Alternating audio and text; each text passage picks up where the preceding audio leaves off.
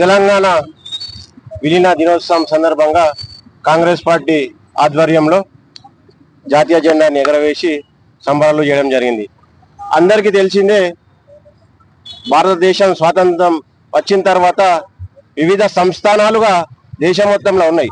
అప్పుడు భారతదేశం అంటే ఇప్పుడున్న స్థితిలో లేకుండే. దాంట్లో సుమారు 600-700కు పైగా సంస్థలను నెహ్రూ గారి నాయకత్వంలో పటేల్ గారు విలీనం చేస్తూ భారతదేశాన్ని ఏర్పాటు చేశారు. అందులో మన అప్పుడు ప్రస్తుత తెలంగాణ అప్పుడు హైదరాబాద్ సంస్థానంగా ఉండేది.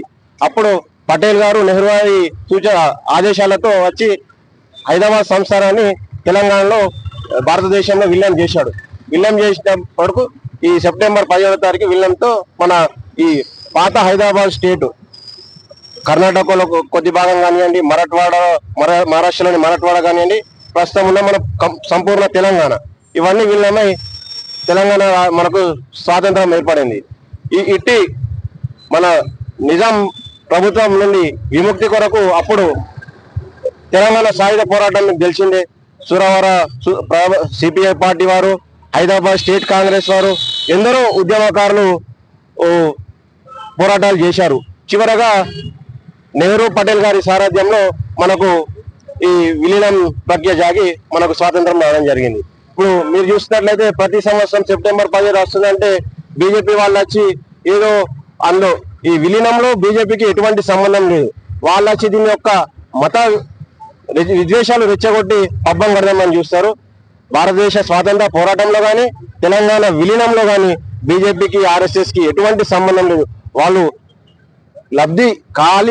వాటి లబ్ధి కోసం దీన్ని మతం పేరు మీద ప్రజలలో విభేదాలు తీసుకురావడం చేస్తారు తప్పితే వాళ్ళకు సిద్ధశుద్ధి ఉంటే ఈ ఇన్నేళ్ళ తెలంగాణ ప్రాంతం ఏ విధంగా అభివృద్ధి చెందిందో ఇంకా అభివృద్ధికి కేంద్రంలో ఉన్న బీజేపీ ప్రభుత్వం నిధులు తెచ్చి వాళ్ళని మేము ఈ సందర్భంగా డిమాండ్ చేస్తున్నాం. మరొకసారి తెలంగాణ ప్రజలకు విలీన సందర్భంగా శుభాకాంక్షలు తెలియజేస్తున్నారు.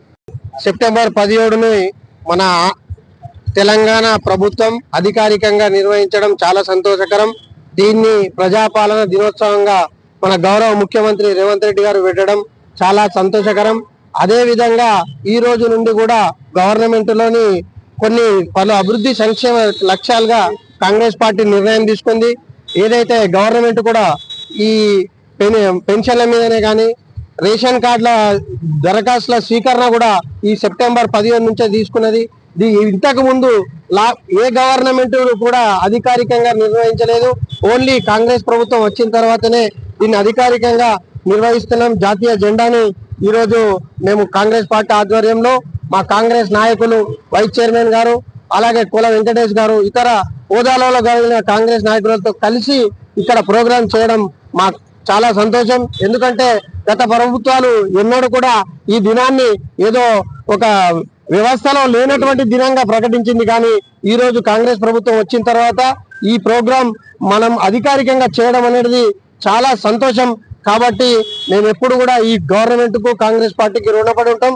కాంగ్రెస్ పార్టీ అంటేనే పేద ప్రజల, అదే విధంగా ప్రతిదీ అవగాహన ఉన్నటువంటి ఒక పార్టీ. కాబట్టి ఎప్పుడు కూడా మేము ఇంతకుముందు కూడా ఎన్నో రోజులు చూస్తున్నాం, దీనికి ఉద్యమాలు కూడా జరిగినాయి.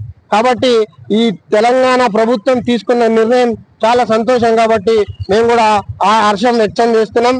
జై తెలంగాణ, జై కాంగ్రెస్, జై హింద్.